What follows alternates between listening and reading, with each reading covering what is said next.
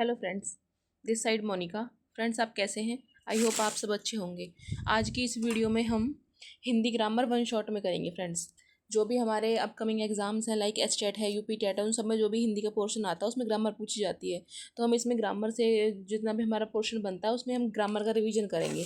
तो पहला टॉपिक है हमारा कारक। बहुत जल्दी जल्दी हम रिवीजन करेंगे। पहला टॉपिक है कारक। कारक के फ्रेंड्स, जो हम विभक्ति पढ़ते हैं, कर्ता ने कर्म को करण से कम, संप्रदान के लिए अपादान से अलग, अधिकरण में पर संबंध काके की, तो वही है ये। इसमें क्या है, कारक वे शब्द हैं जो पूरे वाक्य की क्रिया के साथ संबंध बताते हैं। जैसे कि पहला है कर्ता कारक। कर्ता कारक क्या है? क्रिया को करने वाला। क्रिया को करने वाले क्या बोलेंगे हम? कर्ता। दूसरा है कर्म कारक। कर्म कारक कौन है? कर्म कारक है जिसपे क्रिया का फल पड़े, यानी जिसका उत्तर हम क्या से बोले कि वह सेब खाता है। क्या खाता है? सेब खाता है। तो ये है कर्म कारक। तीसरा है कर्ण कारक। कर्ण कारक है जिसके द्वारा क्रिया की जाए, यानी कि जिसके माध्यम से क्रिया की जाए उसको बोलेंगे हम कर्ण कारक। चौथा है संप्रदान कारक। संप्रदान के लिए, संप्रदान के लिए मतलब हमारी पहचान होगी के लिए। देने के अर्थ में संप्रदान कारक आता है। जैसे वह माता को दवाई देता है, तो दवाई किसके लिए? माता के लिए। नेक्स्ट है फिफ्थ है हमारा अपादान कारक। अपादान का मतलब होता है अलग होना। अलग होने की सेंस में अपादान यूज होगा। जैसे कि वृक्ष से पत्ते गिरते हैं, तो पत्ते क्या है? वृक्ष से अलग होते हैं, है अपादान कारक। नेक्स्ट है हमारा संबंध कारक। संबंध कारक का मतलब होता है का के की से किसी का संबंध दिखा रहे हैं, तो वो है संबंध कारक। नेक्स्ट है अधिकरण कारक। अधिकरण का जो हम वो देखते हैं संबंध, वो मे पर से देखते हैं, यानी कि मे होगी पहचान या फिर पर होगी पहचान। जैसे कि आंगन में चारपाई डाल दो, तो ये क्या? मे है तो अधिकरण कारक है। हमारी परीक्षा दिसंबर में होगी, तो मे है तो अधिकरण कारक है। नेक्स्ट है संबोधन कारक। संबोधन में आएगा हे अरे ओ, हे अरे ओ, ये है हमारा संबोधन कारक। मोहन इधर आओ, ठीक है। तो ये क्या हो गया? संबोधन कारक। मोहन इधर आओ।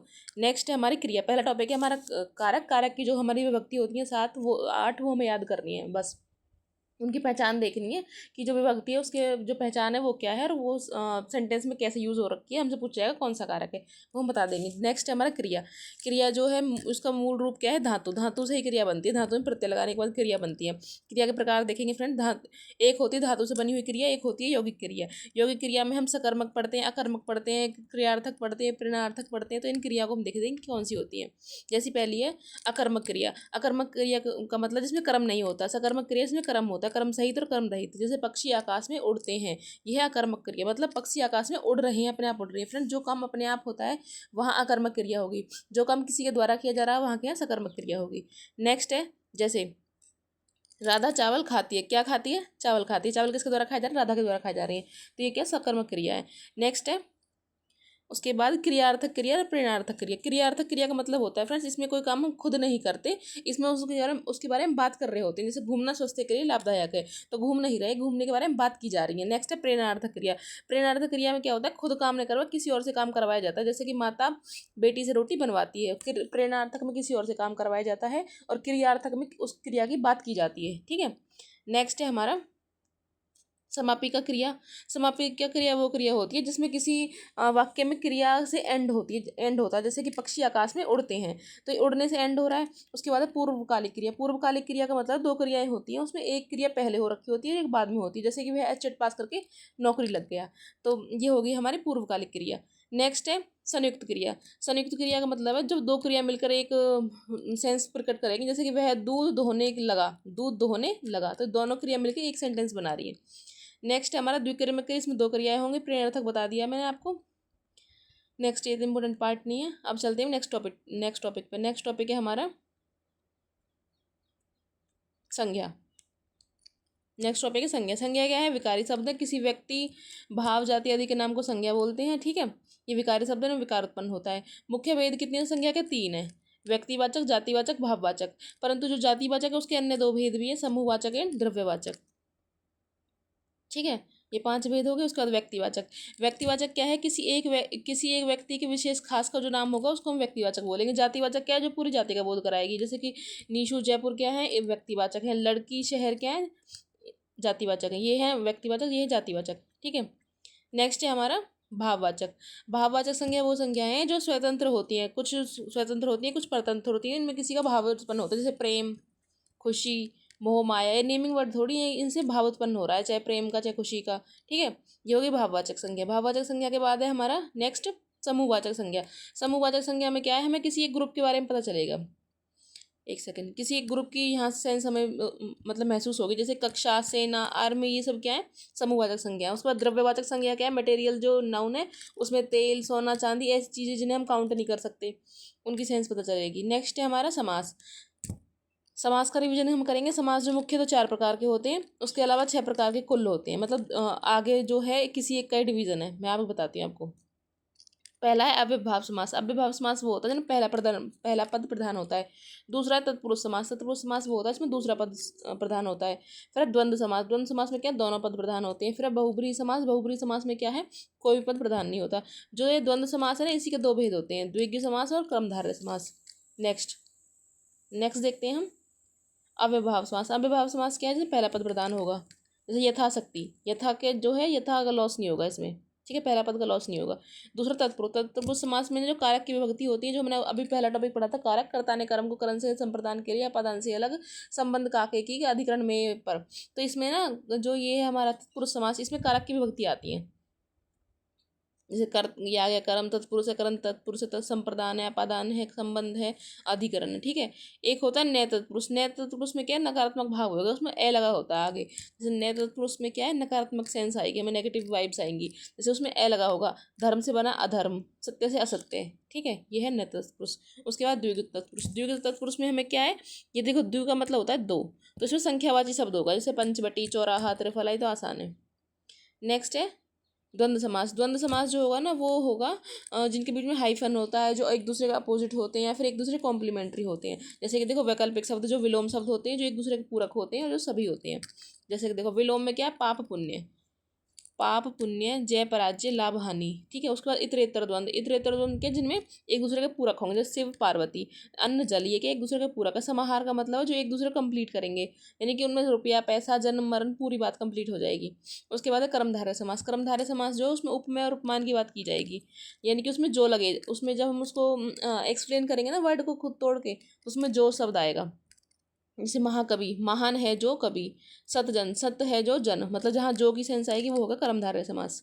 नेक्स्ट है हमारा बहुब्रीहि समास। बहुब्रीहि समास में ये अंतर है, और कर्मधारय में तो जो आता है, और बहुब्रीहि में किसी अन्य के लिए, किसी थर्ड पर्सन के लिए वो चीज़ इंडिकेट करती है। जैसे कि ये देखो, ये है हमारा घनश्याम।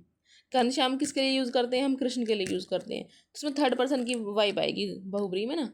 नेक्स्ट है अलुक तत्पुरुष। अलुक तत्पुरुष में क्या है, जैसे कि दही बड़ा, दही में डूबा हुआ बड़ा, ये क्या है, अलुक तत्पुरुष, इतना इंपॉर्टेंट नहीं है। नेक्स्ट हम देखते हैं सर्वनाम। सर्वनाम जो मूल सर्वनाम होते हैं हिंदी में, वो 11 होते हैं, जैसे मैं, तू, आप, यह, वह, जो, सो, कौन, क्या, कोई, कुछ, ये क्या है, 11 सर्वनाम है। उसका सर्वनाम के भेद, सर्वनाम के भेद कितने होते हैं, 5 भेद होते हैं। पहला है पुरुषवाचक सर्वनाम, निश्चयवाचक, अनिश्चयवाचक, संबंधवाचक, प्रश्नवाचक, निजवाचक, ठीक है। पुरुषवाचक में 3 प्रकार के होंगे, प्रथम पुरुष, मध्यम पुरुष और अन्य पुरुष, ठीक है। उसके बाद हम देखते हैं प्रथम पुरुष में तो वक्ता के बारे में बात होगी, उसके बाद मध्यम पुरुष में श्रोता के बारे में बात होगी, अन्य पुरुष में किसी और के बारे में बात होगी। नेक्स्ट है हमारा दूसरा टाइप है पुरुषवाचक हो गया। उसके बाद निश्चयवाचक। निश्चयवाचक में क्या होगा, किसी डेफिनेट चीज़ के बारे में बात होगी, जैसे कि यह है मेरा घर है, तो यह क्या है, डेफिनेट है। अनिश्चयवाचक में क्या है, डेफिनेट चीज़ नहीं होगी, क्या कुछ की बात होगी, जैसे कोई आ रहा है, ये हो गया अनिश्चयवाचक। नेक्स्ट है प्रश्नवाचक। प्रश्नवाचक में क्या होगा, प्रश्न पूछा जाएगा, जैसे कि तुम क्या कर रहे हो। संबंधवाचक में क्या है, जोशों का संबंध दिखाया जाएगा, ठीक है। निजवाचक में क्या है, निज यानी स्वयं के बारे में बात की जाएगी, यह मैं स्वयं ही चला जाऊंगा, तो जहाँ स्वयं आ गया, आप आ गया, खुद आ गया, मैं ही आ गया, ऐसे वर्ड आ गए जो खुद के बारे में बात कर रहे हैं, तो वो होगा निजवाचक सर्वनाम, ठीक है। नेक्स्ट है हमारा, एक सेकंड, सर्वनाम हो गए। नेक्स्ट टॉपिक है हमारा विशेषण। विशेषण क्या है, जो संज्ञा सर्वनाम की विशेषता बताएं वो होते हैं विशेषण। विशेषण में 2 चीज़ होती है, एक विशेषण होता है, एक विशेष्य होता है। विशेष्य क्या होता है, जिसकी विशेषता बताते हैं, जैसे कि यह घोड़ा काला है, तो काला क्या है, विशेषण है। अब उसने बोला कि यह घोड़ा काला है, मतलब घोड़ा क्या है, विशेष्य है। प्रवेशेषण क्या होगा, जो विशेषण से पहले आएगा, जैसे यह घोड़ा बहुत काला है, तो बहुत क्या है, प्रवेशेषण है। अब देखेंगे विशेषण के क्लासिफिकेशन। पहला है स्थान के आधार पर, स्थान के आधार पर, तुलना के आधार पर, अर्थ के आधार पर, ठीक है।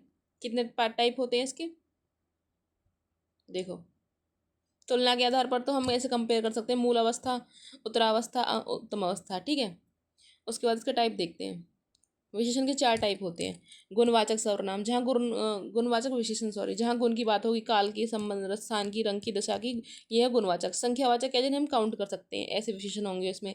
नेक्स्ट है हमारा परिमाणवाचक और सर्वनामिक। परिमाणवाचक क्या है, जिसको हम नाप तोल सकते हैं, जैसे कि बाल्टी में 5 किलो दूध है। सर्वनामिक विशेषण क्या होंगे, ऐसे विशेषण जो ऐसे कोई सर्वनाम जो संज्ञा से पहले आकर विशेषता बताते हैं, जैसे कि यह पुस्तक अच्छी है। तो इसके 4 टाइप हो गए, गुणवाचक, परिमाणवाचक, सर्वनामिक विशेषण, और एक और कौन सा पड़ा, संख्यावाचक। ठीक है, नेक्स्ट हम रिविजन करते हैं क्रिया का, काल का, सॉरी, क्रिया का बताने वाले, क्रिया के होने के जो बताता है हमें, उसको हम बोलते हैं काल। क्रिया के होने का जो समय होता है उसको काल बोलते हैं। काल के 3 भेद हैं, भूतकाल, वर्तमान काल, भविष्य काल। अब इसमें ना हमें फर्दर डिवीजन पढ़ना है। जैसे हमारा वर्तमान काल है, वर्तमान काल के जो हमने सामान्य भेद पढ़े हैं वो 3 पढ़े हैं। सामान्य वर्तमान यानी कि जो जर्नल है, जैसे कि अंकित पुस्तक पढ़ रहा है, एग्जाम्पल देखो, अंकित पुस्तक पढ़ता है, ये क्या है, वर्तमान काल की काम जो प्रेजेंट में हो रहा है। दूसरा अपूर्ण वर्तमान काल, यानी कि जो वर्तमान काल, जो अपूर्ण वर्तमान का मतलब है कि क्रिया भी कंप्लीट नहीं हुई है, राधा खाना बना रही है, यानी कंटिन्यू है। संदिग्ध वर्तमान है, डाउटफुल है, मेरे बच्चे आते होंगे, यहाँ क्या डाउट है। नेक्स्ट है पूर्ण वर्तमान। पूर्ण वर्तमान का मतलब है कि जो काम है कंप्लीट हो गया है, शिक्षक ने पाठ पढ़ाया। हेतु हेतु मद वर्तमान काल है। हेतु हेतु मद का मतलब है यदि बच्चे लाइव पढ़ते हैं तो मैं उन्हें मन से पढ़ाती, यानी कि इसमें 2 पार्ट होते हैं। पहली बात तो हेतु हेतु मद में 2 पार्ट होते हैं, और ये बड़ा सा सेंटेंस होता है हेतु हेतु मद। ठीक है, नेक्स्ट है भूतकाल। भूतकाल में 6 भेद होते हैं, सामान्य भूत, आसन्न भूत। सामान्य भूत तो सीता दिल्ली गई, ठीक है, सिंपल है ये तो। आसन्न भूत क्या है कि कोई क्रिया अभी अभी हुई है, जैसे कि बाहर देखो गाड़ी आई है, ठीक है, ये क्या है, आसन्न भूत है। नेक्स्ट है पूर्ण भूत।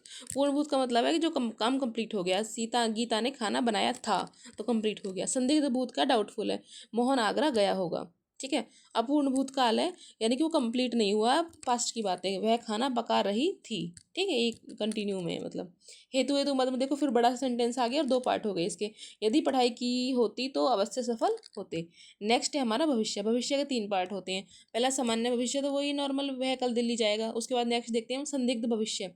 संदिग्ध भविष्य क्या है, डाउटफुल, शायद नवंबर में वैकेंसी आएंगी, तो डाउटफुल है इसमें। हेतु हेतु मतलब फिर वो डबल बड़ा सा सेंटेंस आ गया जिसमें डबल पार्ट है। वर्षा अच्छी होती तो फसल अच्छी होती। नेक्स्ट है हमारा शब्द के बारे में पढ़ेंगे हम। जो शब्द होते हैं ना, हमारी रचना बनावट के हिसाब से 3 प्रकार के होते हैं। पहला रूढ़ शब्द, यौगिक शब्द, योग रूढ़ शब्द। ठीक है फ्रेंड्स, रूढ़ का मतलब है जिनके हम टुकड़े करने पर कोई भी सार्थक शब्द ना आए हमारा, वो हो गया मैं रूढ़, जैसे कि रात दिन। यौगिक का मतलब जो 2 से मिलकर बना हो, ठीक है, जैसे कि भला मानस।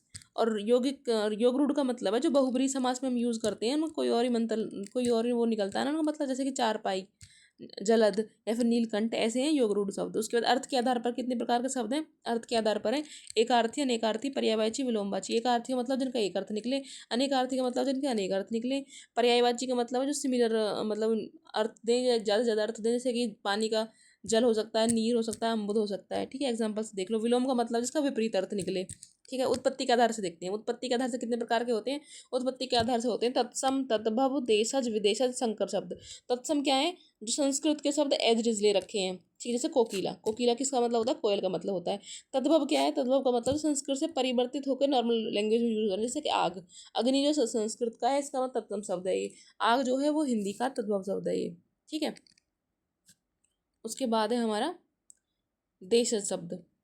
देशज शब्द जो हम नॉर्मल अपने रूटीन में यूज़ कर रहे हैं या फिर जो हम सुनते हैं आसपास, वो हमारे देशज शब्द है। जैसे खिड़की है, जूता है, बेटा है, चुटकी है। विदेशज क्या है, जो विभिन्न भाषाओं से लेके, जैसे कि अरबी भाषा से, फारसी से, तुर्की से, चीनी से, पुर्तगाली से। उसके बाद संकर शब्द। संकर शब्द क्या है, इसमें 2 लैंग्वेज यूज होती है, जैसे कि डबल रोटी। डबल क्या है, इंग्लिश का वर्ड है, रोटी क्या है, हिंदी का वर्ड है। ये हो गया संकर शब्द। ठीक है सब फ्रेंड्स, उसके बाद है, एक सेकेंड, उसके बाद है वाक्य के प्रकार। वाक्य के प्रकार कितने प्रकार के हैं, पहला है विधिवाचक या फिर विधानवाचक। विधानवाचक का मतलब जैसे कि किसी कार्य के, किसी सेंटेंस के कंप्लीट होने का बोध हो रहा है, सूर्य पूर्व से निकलता है, ये हो गया विधानवाचक। उसके बाद निषेधवाचक, यानी कि जिसमें मनाही की सेंस आएगी, नेगेटिव जो सेंटेंस होगा वो होगा निषेधवाचक हमारा, बाहर मत जाओ। इच्छावाचक क्या है, इसमें हम इच्छा एक्सप्रेस करेंगे अपनी, जैसे कि भगवान तुम्हारा भला करे। प्रश्नवाचक का मतलब इसमें क्वेश्चन पूछेंगे, तुम क्या कर रहे हो। नेक्स्ट विषमवादी बोधक। विषमवादी बोधक का मतलब सडन फीलिंग जैसे आएगी, वहाँ क्या लड़की है। संकेतवाचक में क्या है, हम किसी को इशारा कर रहे हैं या फिर कोई हम संकेत दे रहे हैं, यदि वर्षा अच्छी होती तो फसल अच्छी होती। आज्ञावाचक में क्या है, ऑर्डर दे रहे हैं कि आज्ञा देना, बाहर आओ, अंदर जाओ, इस तरह। संदेहवाचक में डाउटफुल है कि शायद आज वर्षा होगी। ओके फ्रेंड्स, रचना के आधार पर कितने प्रकार के होते हैं, रचना के आधार पर 3 प्रकार के होते हैं। एक तो सरल वाक्य। सरल वाक्य तो सिंपल सेंटेंस है कि जैसे कि राम खाना खाता है। संयुक्त वाक्य क्या है, जो 2 वाक्यों से मिलकर बनता है। राम आगरा गया और उसने ताजमहल देखा। इसमें और जो है ना, और इनको कनेक्ट कर रहा है दो वाक्य को, तो ये संयुक्त वाक्य की पहचान है। मिश्रित वाक्य का मतलब है उसमें एक से अधिक उपवाक्य होंगे और एक दूसरे पर आश्रित होंगे। इसमें क्या है, राम आगरा गया और उसने ताजमहल देखा, एक दूसरे पर आश्रित नहीं है। इसमें क्या है, एक दूसरे पर डिपेंडेंट होंगे। जिसमें प्रेम भाव नहीं वह मनुष्य नहीं, वह मनुष्य नहीं जिसमें प्रेम भाव नहीं, ये क्या एक दूसरे पर डिपेंडेंट है। नेक्स्ट है रस। रस तो इतना इम्पोर्टेंट नहीं है। रस में अगर आप देखना चाहें ना, इन्हें देख लीजिए रस के प्रकार।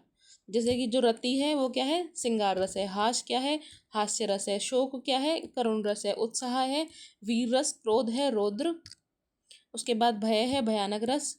जुगुत्सा है, भीतस्वरस और भीतस्वरस। उसके बाद विस्मय है, अद्भुत रस। निर्वेद है, शांत रस। ठीक है ना, देख सकते हो आप एक बार के लिए। भक्ति रस क्या है, अनुराग है। वात्सल्य क्या, वात्सल्यता है। उसके बाद देखेंगे वाच्य। वाच्य क्या है, किसी बात को कहने का तरीका। वाच्य है, इसके 3 प्रकार के होते हैं, कृतवाच्य, क्रमवाच्य, भाववाच्य। कृतवाच्य में जो क्या है, कर्ता प्रधान होगा।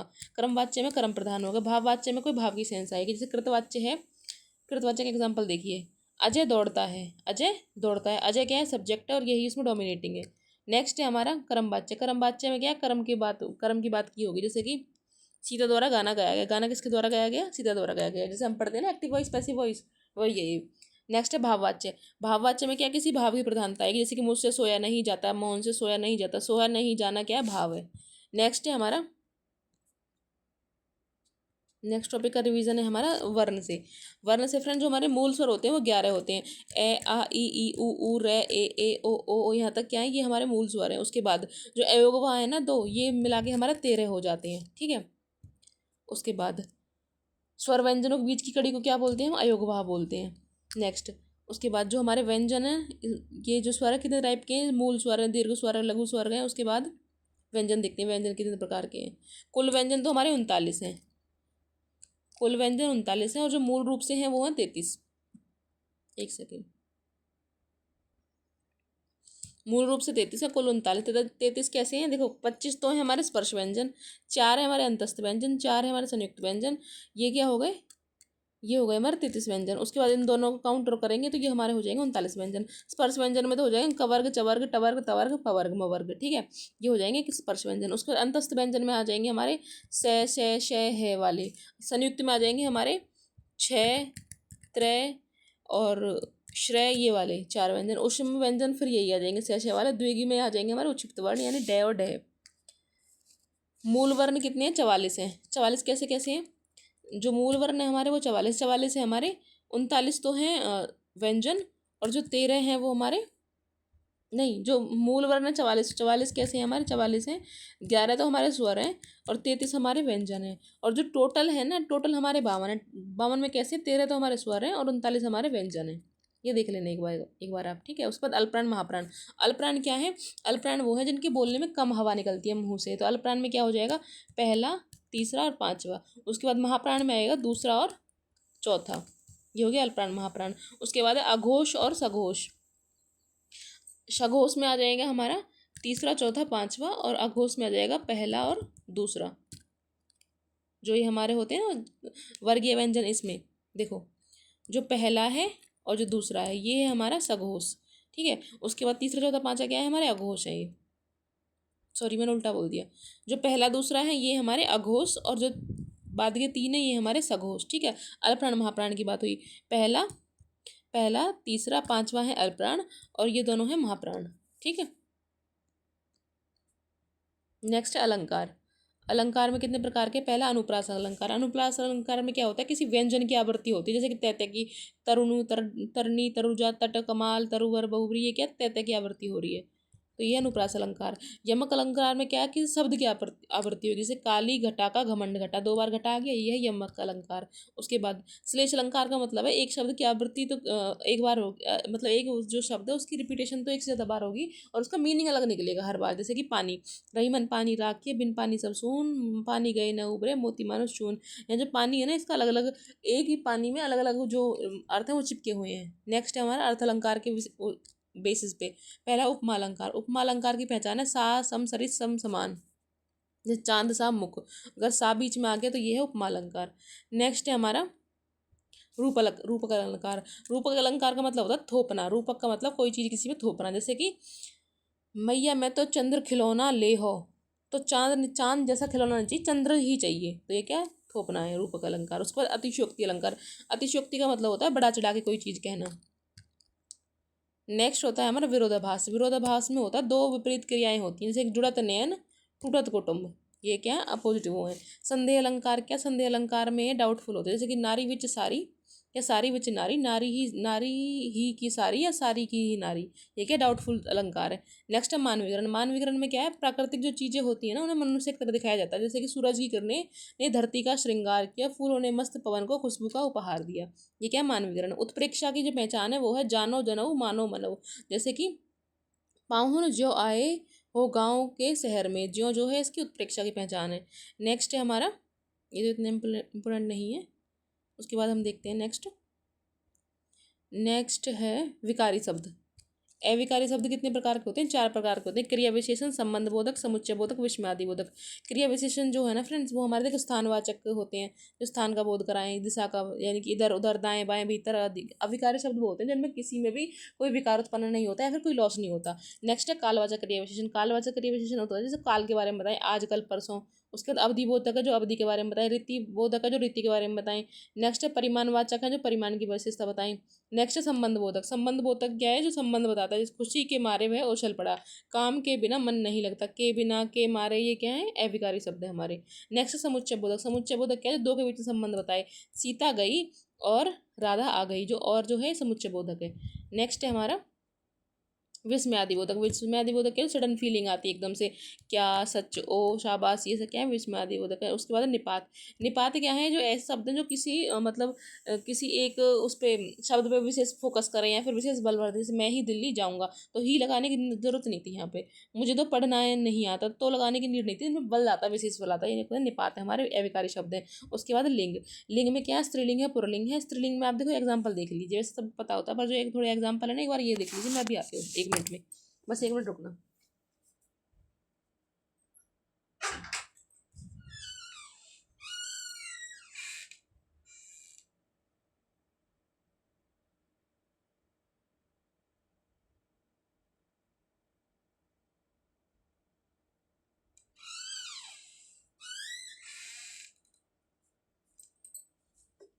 यस फ्रेंड्स, देखिए जैसे स्त्रीलिंग के कुछ एग्जाम्पल है, पुल्लिंग के कुछ एग्जाम्पल, बस ये एग्जाम्पल देख लेना, कभी आए तो थोड़ा नॉलेज में रहे। जैसे कि सांसद है, सरकार है, कोमल है, मुलायम है, धौलागिरी, नीलागिरी, ज्वार, पुलिस, पृथ्वी, ये क्या है, ये स्त्रीलिंग है। उसके बाद जामुन है, जामुन है, हुंकार है, थकान है, बौछार है, लगन है, गाय, लस्सी, मणि, शिकंजी, शराब, कॉफ़ी, नदियाँ, तिथियाँ, ये क्या है स्त्रीलिंग है। यहाँ पुल्लिंग देख लीजिए, पुल्लिंग का मतलब है जीवन, जीवन है, पुल्लिंग का एग्जाम्पल है जीवन है, पर्वत है, देश है, अनाज है, महीने, दिन, स्थल, नक्षत्र, गेहूँ, पुलिस, जामुन, केत्व, पन, पाइल, जो प्रत्यय लगते हैं इनसे जो बनेगा वर्ड, हमारा पुल्लिंग बनेगा। नेक्स्ट है हमारा, यहाँ से हमने देख लिया। उसके बाद जो केवल स्त्रीलिंग शब्द हैं, जैसे कि सुहागिन, दीमक, सोतन, संतान, औलाद, पुलिस, सरकार, अदालत, ये क्या है केवल स्त्रीलिंग है। जो हमेशा पुल्लिंग रहेंगे वो है हिसाब किताब, दुकानदार, अखबार। फ्रेंड्स, इनकी एक पहचान है, अगर आपको स्त्रीलिंग पुल्लिंग में डाउट हो रहा है ना कि कौन सा स्त्रीलिंग है कौन सा पुल्लिंग है, अजनबी से वर्ड है, कभी सुने नहीं है, याद नहीं किए, तो आप उन्हें सेंटेंस में यूज़ करके देख लीजिए, ठीक है। जैसे कि फॉर एग्जाम्पल तलाश। तलाश को आप कैसे यूज़ करोगे, पुलिस चोर की तलाश कर रही थी ना, तलाश क्या स्त्रीलिंग है। अब देखो बाजार, वह बाजार, सॉरी जैसे वो सीता बाजार गई, ठीक है, सीता बाजार गई, तो बाजार कैसे सेंस आ रहा है, पुल्लिंग वाली सेंस आ रही है। नेक्स्ट है संधि। नेक्स्ट हम देख संधि के बारे में। संधि का मतलब होता है जो दो वर्णों के मिलने से जो विकार उत्पन्न होता है, हम संधि कहते हैं। संधि की जो हमारी 3 प्रकार की होती है, स्वर संधि, व्यंजन संधि, विसर्ग संधि। जो स्वर संधि होती है 5 प्रकार की होती है, देखो इनकी पहचान बताती हूँ तुम्हें सिंपल। पहली है दीर्घ संधि, दीर्घ संधि, गुण संधि, वृद्धि संधि, यन संधि, अयादि संधि। अब देखो जो दीर्घ संधि है ना पहली, उसकी पहचान देख लो। शब्दों के बीच में ना ये मिलेगा आपको, आ की मात्रा, ई की मात्रा, छोटे ऊ की मात्रा और बड़े ऊ की मात्रा और बड़ी ई की मात्रा, ये मिलेगी। देखो यहाँ से देखो, गीतांजलि, सत्याग्रह, कुशासन, मुरारी, ठीक है। या तो आ की मात्रा मिल रही है, छोटी की मात्रा मिल रही है, बड़ी की मात्रा मिल रही है, छोटे की मात्रा मिल रही है, बड़े की मात्रा मिल रही है। ये सारे जो एग्जाम्पल है दीर्घ संधि के, आप कोई भी एग्जाम्पल देख लीजिए, हरीश, नारीश्वर, भानुद्या, लघु उत्तर परीक्षा, ठीक है। उसके बाद है गुण संधि। गुण संधि में हम, गुण संधि इसके बाद है, गुण संधि में हम देखो आ की मात्रा कर ली, छोटी की मात्रा कर ली, बड़ी की मात्रा, छोटे की, बड़े की, यहाँ तक हमने कर लिया। उसके बाद गुण संधि में आएगी ए की मात्रा और ओ की मात्रा, ये जो है वो गुण संधि में आएंगे। देखिए, सुरेंद्र, सुरेंद्र, नरेश, महेंद्र, सूर्य, दो, तो ये ओ आ रही है या फिर एक मात्रा ये, या फिर ये वाली मात्रा आ रही है, या फिर ये वाली मात्रा आ रही है गुण संधि में। वृद्धि संधि में क्या है, इन मात्राओं में वृद्धि हो जाएगी। देखो, या तो ये मात्रा आएंगी या फिर ये मात्रा आएंगी वृद्धि संधि में। जैसे एक एक, धनेशना, मित्रत्व, तथेव, ये क्या है, वृद्धि संधि में आएंगी। ये मैं आपको हिंट बता रही हूँ लास्ट टाइम के लिए बिल्कुल। यन संधि में क्या आएगा, ये और वे की वो आएगी साउंड। जैसे कि देखो, यद्यपि, अत्यधिक, तो इनमें ये आ रहा है एक्स्ट्रा, जबकि यहाँ ये नहीं है। इत्यादि, यह की साउंड आ रही है ना, यह की, वह की, ये, यू, या, वी, वे, वू, इनकी साउंड आ रही है। यह है जन संधि। उसके बाद अयादि संधि। अयादि संधि जो है ना, उसमें आएगी आय की, या की, आव की, इनकी आय, आय, अब, आव, इनकी। जैसे कि शयन, शयन, आय की आ रही है ना, शयन, जबकि यहाँ आय नहीं है, यहाँ आय की वो आ रही है साउंड। नेक्स्ट है व्यंजन संधि। व्यंजन संधि में जब दोनों साइड व्यंजन होंगे, जैसे कि यहाँ भी व्यंजन है प्लस में यहाँ भी व्यंजन है, उनके बाद कोई व्यंजन नेक्स्ट में चेंज हो रहा हो, जैसे कि इनके अलग अलग रूल होते हैं। जैसे कि पहले जो वर्ण है वो तीसरे में चेंज हो रहा है, पहला तीसरे में चेंज हो रहा है। जैसे दिक, दिग में चेंज हो रहा है, पहला तीसरे में चेंज हो रहा है, दिक दर्शन, दिग दर्शन हो गया। नेक्स्ट है पहला वर्ण जो 5वें में चेंज हो रहा है, के जो अणे में चेंज हो रहा है, जैसे वाक में, वाड में हो रहा है, ठीक है। उसके बाद ये एक बार आप देख लेना, पीडीएफ में टेलीग्राम पे भेज दूंगी, ये एग्जाम्पल आपको एक बार देखने ही पड़ेंगे। विसर्ग संधि में क्या है, विसर्ग के बाद स्वर व्यंजन आएगा, उसके बाद जो है वो देखो विसर्ग संधि कहाँ है, ये रही। विसर्ग संधि में क्या है, विसर्ग के बाद स्वर व्यंजन आएगा, उसके बाद जो भी उसमें विकार उत्पन्न होगा विसर्ग संधि हो जाएगा। जैसे कि मन है प्लस में हर, मनोहर, ठीक है। नेक्स्ट है पद परिचय।